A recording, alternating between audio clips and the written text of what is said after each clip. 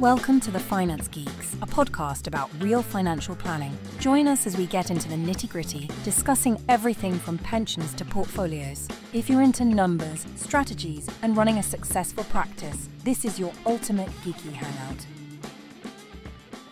Hello and welcome to Season 2, Episode 1 of the Finance Geeks podcast. Thanks for joining us both. My name is Warren Shute. I'm here joined by Paul Cleworth. Hey Paul, how you doing? All right, yeah, how are you? Yeah, very good, very good. Well, listeners, today we're talking about the up-and-coming budget and the tax implications applicable to you about this. And if you're a financial planner, listen to this, how you can help and support your clients in this run-up. But before we dive in, what have you been up to, Paul? So the last season, episode 13, it was on the 4th of July. So I was just thinking, what have I done since then? So been on a few holidays, went to Italy, Lake Garda with my son Carty, went to Crete for a week with the family, went to Singapore and Thailand, went to South Africa with a certain somebody called Warren Shute, speaking at an event, a conference there, which was fun. That was fun. My sister got married in August. That was amazing. My brother had his 50th in September. I did the fan dance for the third time in August. And then I've been to the whiskey show with my dad, Kempton races and clay pigeon shooting with clients, lots of karting, gym. And I managed to squeeze a bit of work in there as well. How about yourself? What have you been up to? Nothing as exciting as that. Wow, that's been a roller coaster. What a great time you've had. 4th of July, I guess my main holiday this year, so I turned 50 this year, and my father's American. So one of my things that I wanted with I said to my wife is I'd like a birthday party with my family in America. So I have a big cohort of family in America, a big cohort of family in Australia, because my mum's family about there, and very few of us actually in the UK. So my wife, Ollie and Bella all went over to San Francisco and had nearly 3 weeks of family time, which was absolutely fantastic. Absolutely loved it. I had a great time. Tremendous. Did you have a good time? I did, yeah, great time. I got to say, one of the highlights, it sounds an odd thing to say, I paused before I said it, but one of the highlights was I got to drive in one of those Waymo taxis, and I absolutely loved it. So for those who are listening that don't know what a Waymo taxi is, most of us listening will probably understand what an Uber is, but a Waymo is an autonomous, a driverless car. They're Jaguars, and they drive around San Francisco and other cities in the States, and they're owned by Google. And so yeah, you download the app, you book it, and I knew they went live about a week or two before I went out there, so I absolutely on my bucket list to it, and we ended up taking dozens of them, and I love them. I'm converted. Bring on the Waymo. Did you feel safe in those things? Did you feel safe in those things with our driver? 100% safe. 100% safe. We made a rookie error of taking a yellow cab from our hotel back to the airport because we was picking up a hire car halfway through our stay, and I didn't feel safe. I was sat in the front. I was messaging my kids in the back. I love you guys. I hope we're going to make it. You know, sit tight. Make sure your belt's on, something like that. Crazy idiot driver. I even told him to slow down. The Waymo, completely smooth, frictionless, no problems. I did pick up on a bit of angst of other drivers around them, or particularly taxis, not liking them and stuff like that. But hey, automate is the way forward. I saw so much of it out there in restaurants and stuff, ordering yourself, little robots bringing food to you and stuff like that. So I think San Francisco, near Silicon Valley, I'd imagine it's like tech driven, but yeah, it's pretty special. It's pretty cool. I did feel safe. Yeah, I loved it. Very good. Very good. So as part of our new season of the Finance Geeks podcast, we're going to sort of get straight into the focal point now, aren't we? Yes, we are. No more faffing about, chatting about how we're up to and deliberating on this, that and the other and talking about ourselves. So should we do it? Talk about the budget, tax changes, everything that's going on. Let's just have a bit of back and forth, bit of a conversation. What are you doing with your clients about this? So should we start with capital gains tax? Is that a good place to start? A lot of discussion about CGT. It's rife in the papers and the financial press about potential changes to capital gains tax. It's all speculative and conjecture, but as you know, current tax rates 10 and 20 might change in for property 18 and 24. If all of those go to marginal rates to 20, 40, and 45, it's definitely going to have an impact on the clients that we have that are with large general investment accounts. So I've been proactively over the last month or two coordinated with clients with large GIAs to specifically ask them if they've used their $3,000 CGT allowance. Yep. Yes or no. You've got to ask them first. Looking at whether they've made any losses for the previous year, we can roll forward. Some of them have, some of them haven't. Then doing the numbers and saying, look, by the way, my advice is categorically to at least use each of your CGT allowances. If we don't use them, you lose them.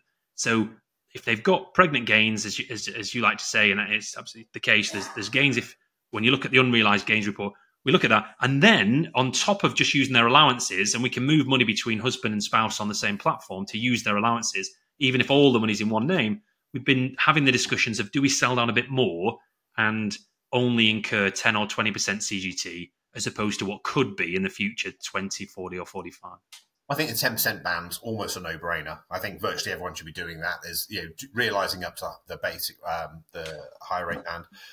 When you go into the higher rate, going into 20%, that's another conversation piece to see where the individual sits. I guess it also depends whether they're pre-retirement and they're high rate earner now, high rate income taxpayer now, and going into retirement, they're more of a basic rate. So if they pay 20% now as a higher rate and they're going to pay 20% post-budget potentially as a basic rate taxpayer, well, actually we're in a neutral position.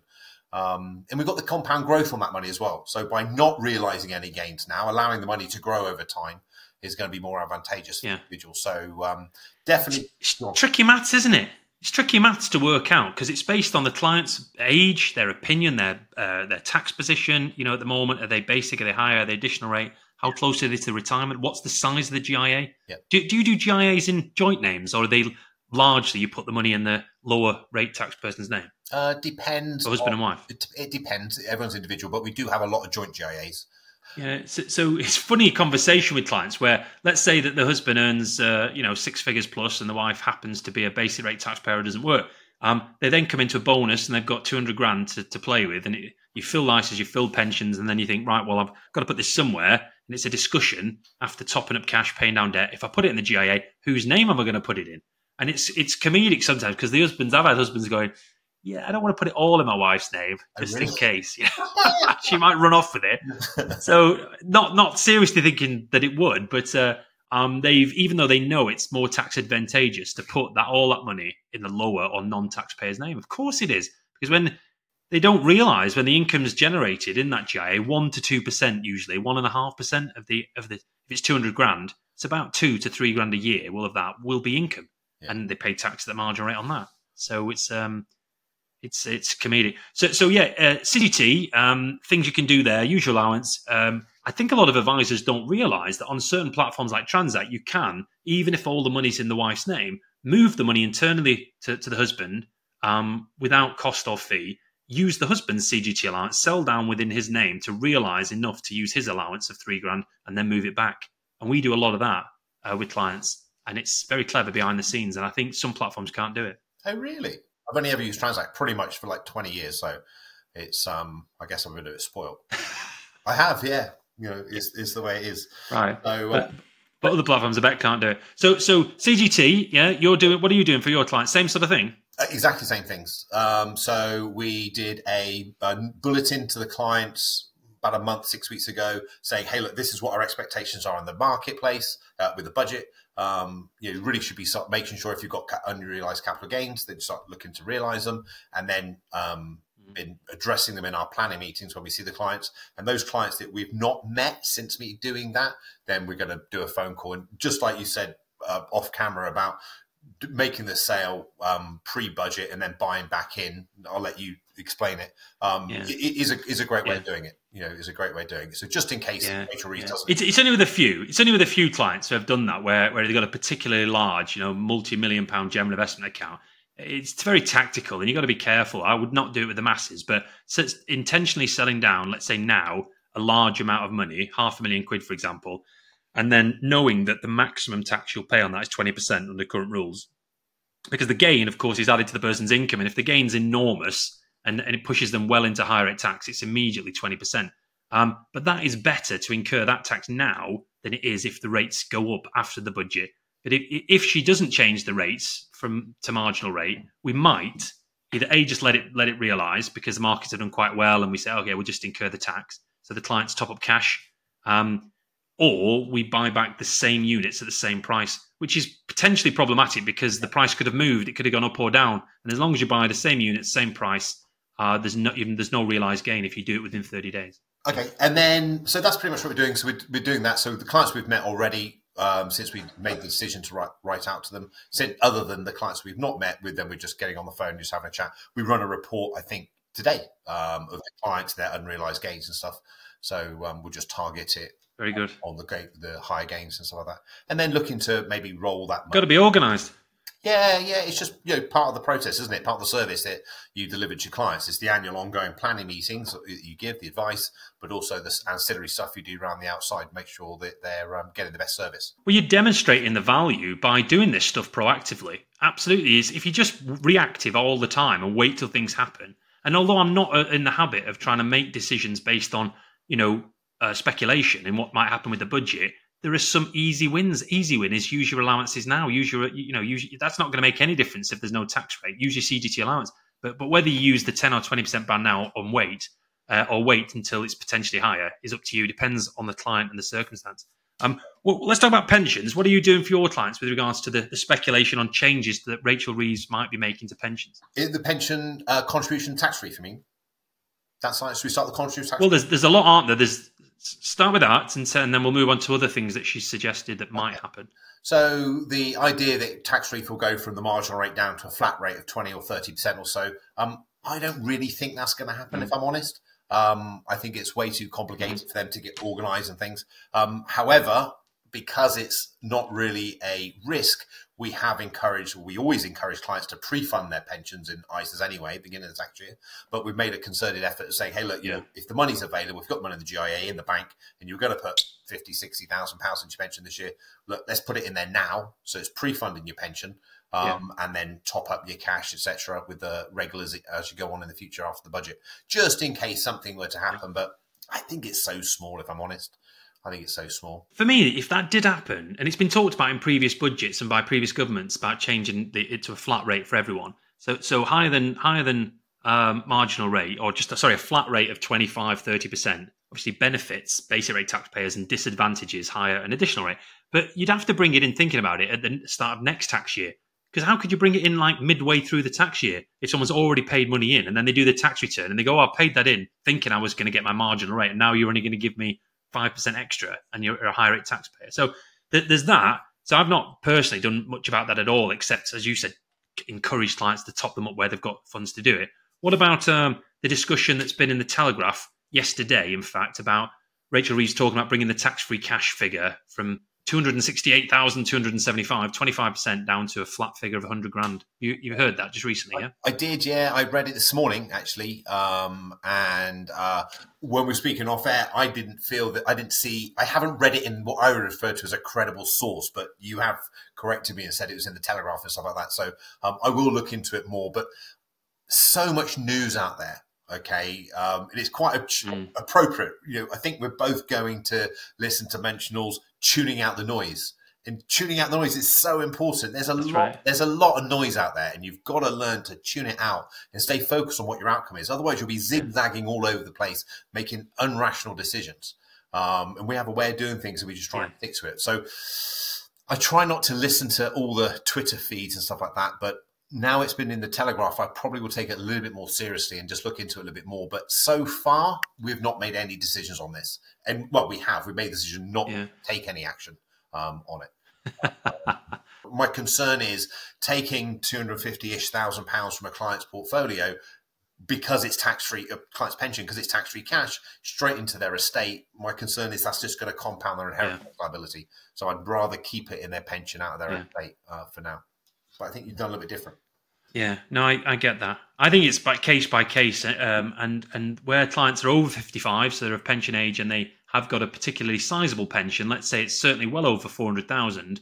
If it's 800,000, for example, the difference is double. You can either take 25%, 200 grand, or if it is reduced to 100, it's half as much. So those that perhaps need the money and they were counting on it to pay off their mortgage, and I've got a couple of those. They needed to top up cash or pay down a debt. We've taken the decision, again, all things considered, to take that money and do something with it. If you don't need the extra cash, if you're still working and you've got a big pension and you're just thinking, what am I going to do with this extra tax-free cash? Reinvest it in my ISA or pension or general account. Obviously, 100 grand that's the figure, or 200 odd thousand if you take 200 the full amount. There's a lot of disadvantages in taking it. So for the odd client that's in a position, I have discussed about actively crystallizing benefits, taking that money out and doing something with it. So it's case by case, but yeah, that wouldn't be good necessarily to encourage people to save for retirement. If she does change the maximum tax-free cash figure to 100 grand, it's not going to dissuade, as long as you still get marginal rate on your tax relief going in, higher rate and additional rate payers from paying money in. It's still going to be sensible to do that, to build up a pot, but it's another thorn in the side, isn't it? And a kick in the teeth for pension savers. Frustrates the hell out of me that the government tinker with existing legislation. I completely understand and agree that they need to make changes because things aren't working and stuff like that. But once you've set in stone a promise to say, okay, you get your marginal rate tax relief on this, you can retire. When I started the business, you could retire at age 50 and you can take 25% of your pension fund. And then when they start tinkering, now I'm 57. It's like, well, hang on a second. It's not really going to affect me, but it's not fair.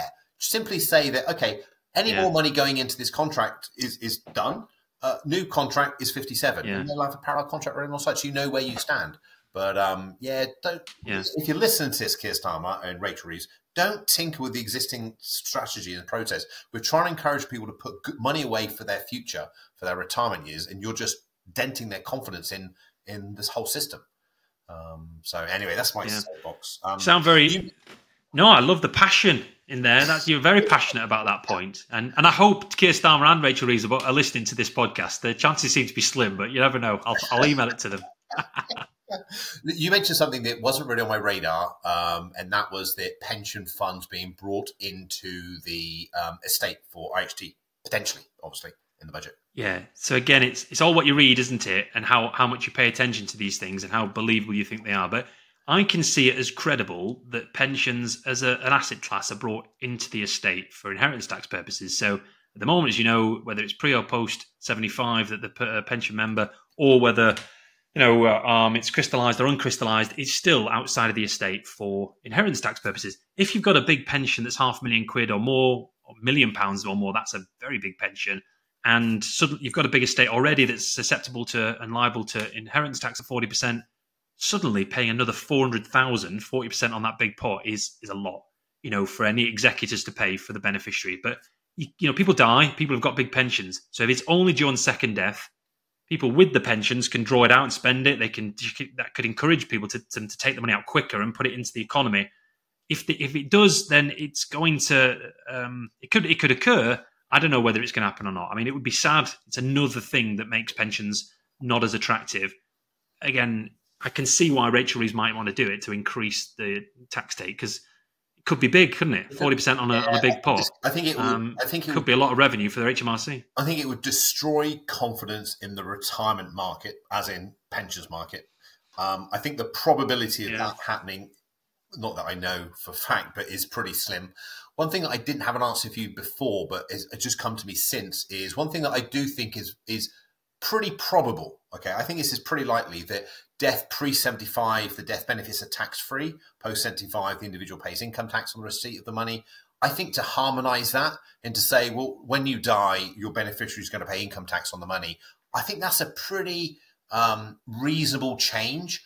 It's a bit odd that it's tax-free if you die before 75, in my view. So I don't think she wouldn't. She wouldn't piss me off if she changed that. Okay, so if she changed that and said, look, you're going to pay income tax pre and post 75, I kind of look at it and say, well, if I drew the money, I'm going to pay income tax. It's probably reasonable that my beneficiaries pay income tax too. So I think that's highly likely, or very likely, I should say highly likely, whereas including the pension in the estate is, in my view, in my humble opinion, I have no idea, do I? I'm just giving you Warren Shute's opinion here, sat in his office. But yeah, I don't think, I tell what we should do at the end is maybe go through the key points and then sort of say, where we stay, low, medium, or high probability of them coming in, and then we can reflect back. Yeah, we could do. We could do that. Neither of us have got a bloody clue, have we? We're just having our own opinion. And the listeners back wherever they are can sort of say, yeah, I agree with that, or no, Warren, you have no idea what you're bloody talking about. So I'd like to think that both of us have got a clue, a little bit of a clue about what we're talking about. Do you know the tax in the UK at the moment as a percentage of GDP is 37%. It's the highest since World War II. And when I found that out, we're talking figures of a circa £1 billion, just over £1 billion in tax receipts. Sorry, £1 trillion, £1 trillion in tax receipts, and the national debt being about 2.7 trillion. So one over the other, it's about 37%. But if taxation is this high, and we know there's all the big taxes aren't going to be touched, income tax, VAT, and national insurance. They shot themselves in the foot by not allowing those to be changed at all. Because if you brought in a fourth band at 47.5% for people who earn over 200 grand, that's going to be easy to introduce. And it's extra, income tax for the revenue. Income tax is the clearest and easiest and fairest tax to pay, in my opinion. I'm with you, but then you said something that you wrote in your thing. She wouldn't increase income tax for the ordinary man or something, ordinary worker. I forget all the words you used. Well, yeah. So it's promised that not to raise taxes for working people. Yeah. Okay. That's what she said. Okay. So is there a definition in her mind that a working person earns up to say £80,000 a year, and anyone over that is a high earner? Yeah. Well, who knows what it means? It's interpretation, but I think my impression of it is, my interpretation is that she meant the sort of average working person. But someone who earns 200 grand or £500,000 a year, they're still a working person. They still work and contribute. They work bloody hard. Do you raise taxes for them? They work very, very hard. I've met them. Yeah, we got loads of clients that earn the big bucks, and they pay a lot of tax. They do. But the thing is, if you do earn a lot, you can afford to pay more. So I know that there's a sliding scale anyway, and the different bands have changed over the years, and it's frustrating. But my main point with raising taxes is, when I looked at the taxes as a percentage of GDP, and then looked at the Laffer curve, and it's the optimal rate of taxation for raising revenues. And if Rachel Reeves increases taxation anymore, the tax take might actually reduce, because people will marshal their affairs to not pay it. People will be sick to death of paying more tax. So you think just by raising taxes, the revenue are going to take more in and they can spend more. Not the case. Listeners, okay, if you're listening to this right now, please message in if you think we should rename the show The Finance Geek and His Friend. It's like, you're tremendous on this one. you geek out on it, and I'm like impressed. You go right deep dive with the detailed stuff. So it's impressive, mate. It's impressive. You definitely do your homework. Well, I like a bit of detail. What other tax things should we talk about? Because I think that, and I have meetings with my clients. I'm sure you do as well. That we save clients quite a lot of tax. So we've mentioned CGT, pensions. Did we touch on IHT just then? We can touch on it a bit more. I don't think we sticking with the budget theme, or. Yeah, with the budget thing, because I've not personally read loads about potential changes to inheritance tax, except for the fact that pensions might come inside the estate, which would raise the tax take under inheritance tax. But the allowances haven't changed for so long. The nil rate band and so forth, they've just been there for 15 years or whatever or more. A couple of concerns that we've got and we've spoken to our clients about is we often leave the death benefits almost a lot more. I'm trying to use my words carefully, but we very much like to use a trust to receive the death benefits of a pension pre-age 75 and post-age 75. It's down to discussion with the client. We think that bit about income tax being pre and post 75 will harmonise. So therefore, clients are going to pay 45% probably going into a trust whenever they die. So that's something we've been talking to our clients about, whether it's still a good move to do it right now, pay the fees and stuff, or whether they should wait. The other one is the 6% charge on discretionary trusts over the 325, or over the allowance that the trust has got. Whether that goes up, there's been talk about potentially that increasing as well. Because let's face it, it's not going to really affect many of their voters. And those people who do pay it probably can afford to pay a little bit more as well. So I think they're the main sort of things. I think, potentially they could do away with the nil rate ban for chargeable lifetime transfers as well. So any transfers into gift, might trigger some kind of transfer penalty. So there's things that she can tinker about with, definitely. But nothing that I feel confident in taking action on at the moment, other than at the moment, we've paused writing death benefits into a trust. We've got the paperwork ready. We're just not registering it because my concern is the client pays all the fees and gets it all done, and then there's a 45% tax charge if they wouldn't have done it after. Otherwise, then there's no point doing it. You know, I do think she's going to be quite heavy though, because the VAT on school fees came in, you know, pretty much within months of her becoming Chancellor.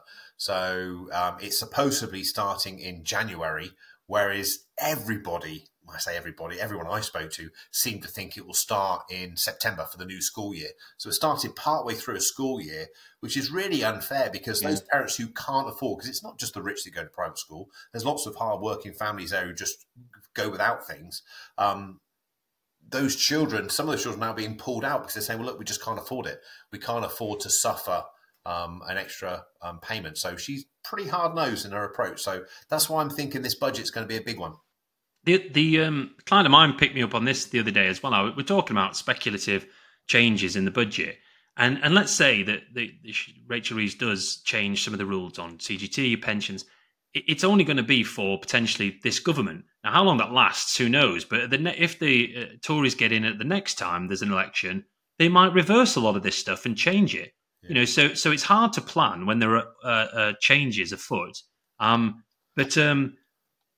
Yeah, I think that most advisors are sort of want to get this out of the way now, because the discussions between now and the end of October on what might occur, you know, very political and tactical to state something and leak something to the press about what might happen to pensions, tax-free cash, whatever, and then the changes aren't quite as bad. So I always thought, oh, she said 100 grand tax-free cash, maybe it'll say 150, so it doesn't sound as bad. It softens the blow.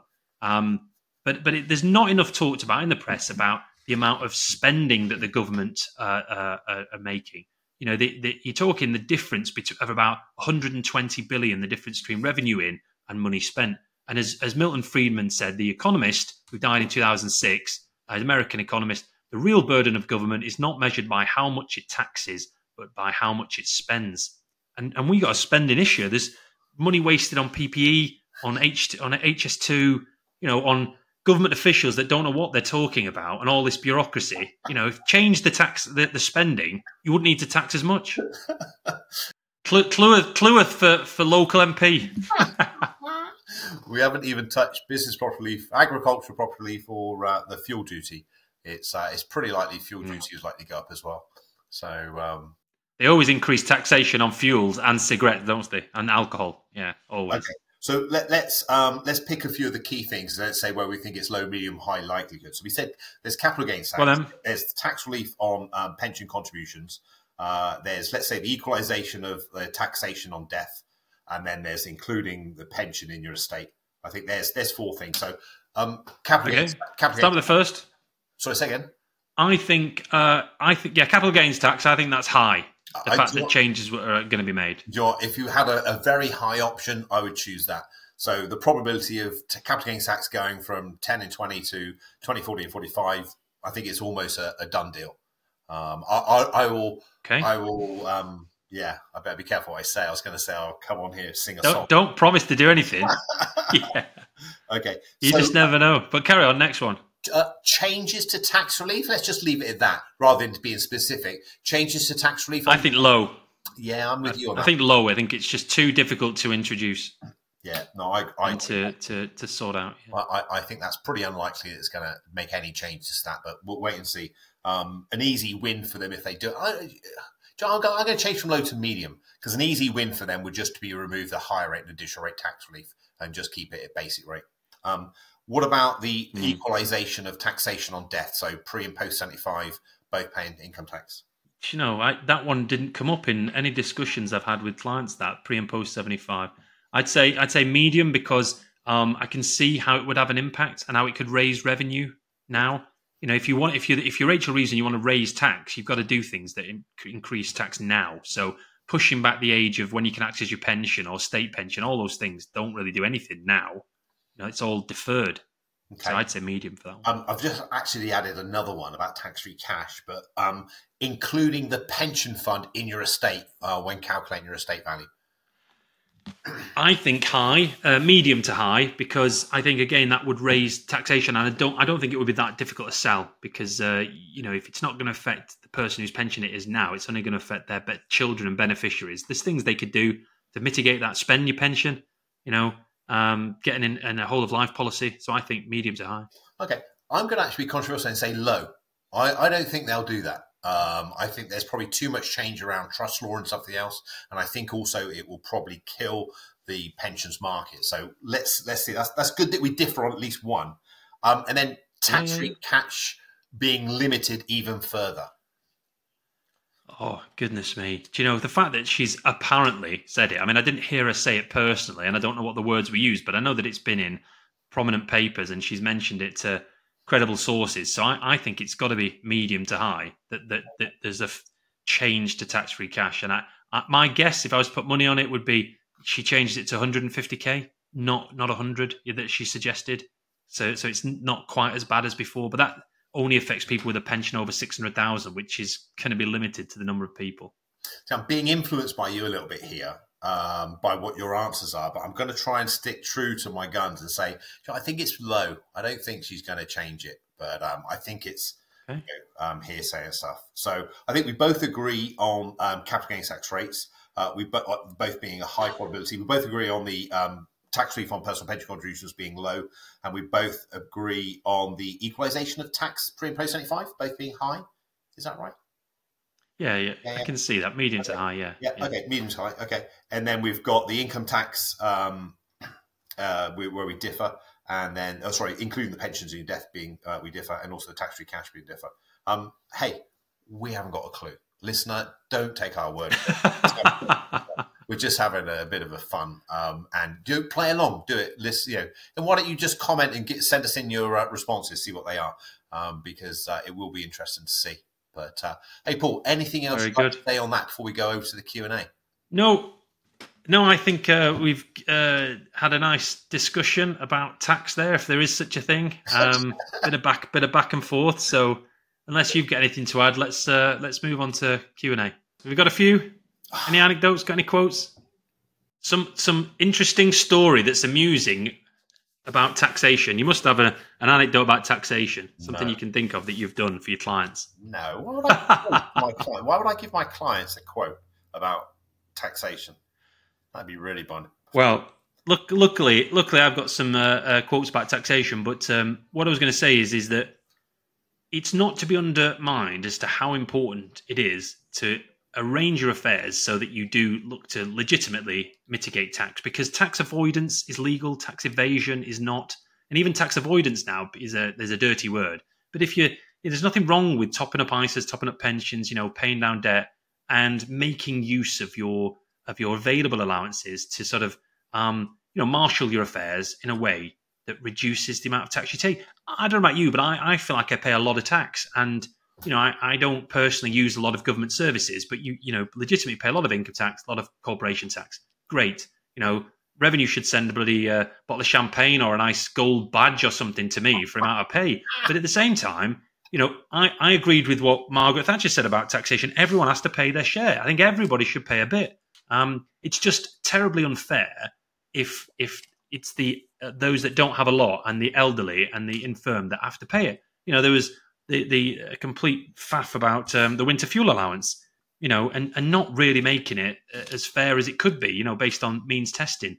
And there's talk about bringing in national insurance to pay on state pensions. I mean, can you imagine all the people that are only living on a state pension? You pay an income tax, or you're just under the threshold. Next year it goes up 400 quid, and you're over the threshold, and you've got to pay income tax and national insurance potentially. Is this your? That could happen. Or answer? No. Is this it? It's a long quote, isn't it? It's not. So I just found one. Vince, you can cut all that out. That's fine. I've just found one, and it's kind of appropriate. You're entitled to your own opinions, but not your own facts. Oh yeah, okay. Who said that? I have no idea, but it wasn't me. I don't think it was. All right. It made me nervous. I thought that was good. So, I probably read it somewhere. I thought, oh yeah, I like that. So yeah, The classic one about tax, the classic quote about tax is Benjamin Franklin when it's part of a longer speech, and he said, "In this world, nothing is certain except death and taxes." So I think people have heard that one before, but I got two others here that are quite amusing. One was from Mark Twain, where he said, "The only difference between a taxman and a taxidermist is that the taxidermist leaves the skin." Well, think of that as what you will. Will Rogers, who is a sort of vaudeville performer, actor, said that income tax has made more liars out of the American people than golf. I've got another one for you. No, these are all too terrible. Terry Pratchett, the author, said taxation's just a sophisticated way of demanding money with menaces. Brilliant. It's got more for you if you want it. But I think we should probably wrap up there. We know that tax is a requirement. Everyone's got to pay a bit, and it's just never going to go away. Okay, well, look, everybody, thank you so much. Paul, thank you so much for your opinions, and everybody else, thank you for listening. Thanks for joining us. Please like, share, and subscribe to our show. Please leave a comment, any questions you may have, and we'll ensure we'll answer them in a future episode. Until the next one, bye from me. Bye from me. See you guys. Thanks for tuning in to the Finance Geeks. Don't forget to like, subscribe, and drop your comments on YouTube. Got questions? Send them our way. Follow us on social media and join us next time for more insights to boost your financial planning game.